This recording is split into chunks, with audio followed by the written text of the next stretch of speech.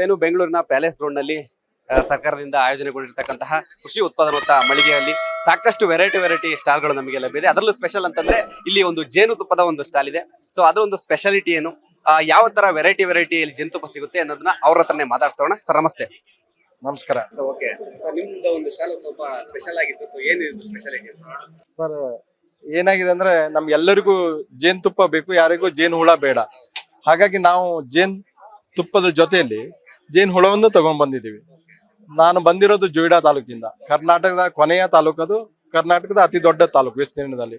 ಅಲ್ಲಿ ಹೈಯೆಸ್ಟ್ ಕಾಡ್ ಇರುವಂಥದ್ದು. ಹಾಗಾಗಿ ಜೇನು ಕೃಷಿಗೆ ಒಳ್ಳೆ ಜಾಗ. ಒಂದು ನೋ ಬಿ ನೋ ವಿ ಅನ್ನೋಂಥ ಒಂದು ಕಾನ್ಸೆಪ್ಟ್ ಇಂದ ಸ್ಟಾರ್ಟ್ ಮಾಡಿದೆ. ಅಂದ್ರೆ ಜೇನ್ ಇಲ್ಲ ಅಂದ್ರೆ ನಾವಿಲ್ಲ ಅಂತ.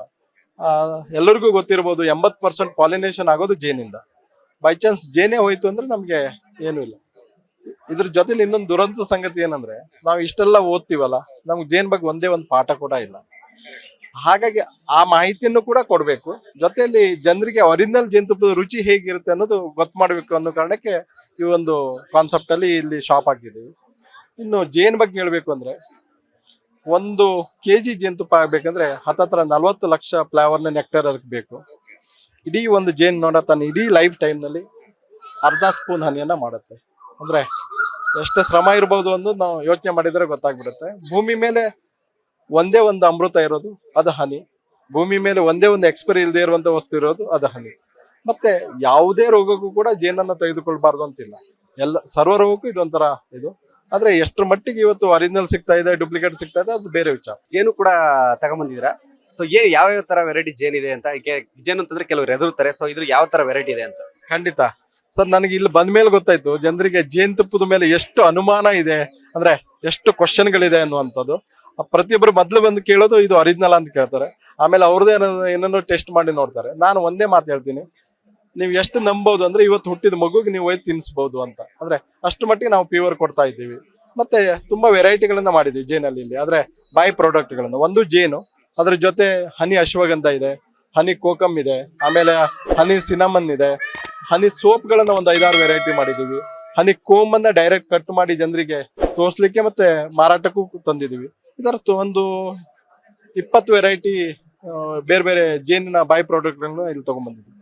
ಮತ್ತೆ ಅದ್ರ ಜೊತೆಲಿ ಗ್ಲಾಸ್ ಬಾಕ್ಸಲ್ಲಿ ಜೇನು ತಂದಿದ್ದೀವಿ, ನಾರ್ಮಲ್ ಬಾಕ್ಸಲ್ಲಿ ತಂದಿದ್ದೀವಿ, ಗಡಿಗೆ ಬಾಕ್ಸಲ್ಲಿ ಜೇನಿದೆ, ಹಾಗೇನೆ ಮಿಸ್ರಿ ಜೇನು ಅಂತ ಬರುತ್ತೆ, ತುಂಬಾ ಚಿಕ್ಕ ಜೇನು, ಅದನ್ನು ಕೂಡ ಇಲ್ಲಿ ನಾವು ತಗೊಂಡ್ಬಂದಿದ್ದೀವಿ. ಜನಗಳಿಗೆ ಈ ಜೇನುತುಪ್ಪದ ಸ್ವಲ್ಪ ಸಾಮಾನ್ಯ ಜ್ಞಾನ ಇರುತ್ತೆ, ಸ್ವಲ್ಪ ಡೀಟೇಲ್ಸ್ ಇರುತ್ತೆ. ಇನ್ನೊಂದು ಸ್ವಲ್ಪ ಡೆಪ್ತ್ ಆಗಿ ಅಂದ್ರೆ ಜೇನುತುಪ್ಪನ ಎಷ್ಟು ದಿನ ಇಡಬಹುದು, ಮತ್ತೆ ಜೇನುತುಪ್ಪದಲ್ಲಿ ಏನಾದ್ರು ಟೇಸ್ಟ್ ವೆರೈಟಿ ಬರುತ್ತಾ ಅಂತ. ತುಂಬಾ ಒಳ್ಳೆ ವಿಚಾರ ತಾವು ಕೇಳಿದ್ದು. ಒಂದು, ಜೇನುತುಪ್ಪದಲ್ಲಿ ಏರಿಯಾ ವೈಸು, ಫ್ಲವರ್ ವೈಸು, ಮತ್ತೆ ಸೀಸನ್ ವೈಸು ನಿಮಗೆ ಜೇನುತುಪ್ಪದ ಕಲರು, ಫ್ಲೇವರು, ಟೇಸ್ಟು ಎಲ್ಲ ಚೇಂಜ್ ಆಗ್ತಾನೆ ಹೋಗುತ್ತೆ. ಹಾಗಾಗಿ ನಾವು ಒಂದೇ ತರ ಜೇನುತುಪ್ಪ ನಿಮ್ಗೆ ಯಾವಾಗೂ ಸಿಗೋದೇ ಇಲ್ಲ. ಈ ಸಾರಿ ಸಿಕ್ಕಿದ ನೆಕ್ಸ್ಟ್ ಸಿಗೋದಿಲ್ಲ. ಒಂದು. ಎರಡನೇದಾಗಿ ಜೇನುತುಪ್ಪದಲ್ಲಿ ಆಯಾ ಹೂವಿನ ಮಕರಂದದ ಆಧಾರದ ಮೇಲೆ ಅದರ ಫ್ಲೇವರ್ ಕೂಡ ಚೇಂಜ್ ಆಗ್ತಾನೆ ಇರ್ತದೆ. ಹೌದು. ಎಷ್ಟು ದಿನ ಇಡಬಹುದು?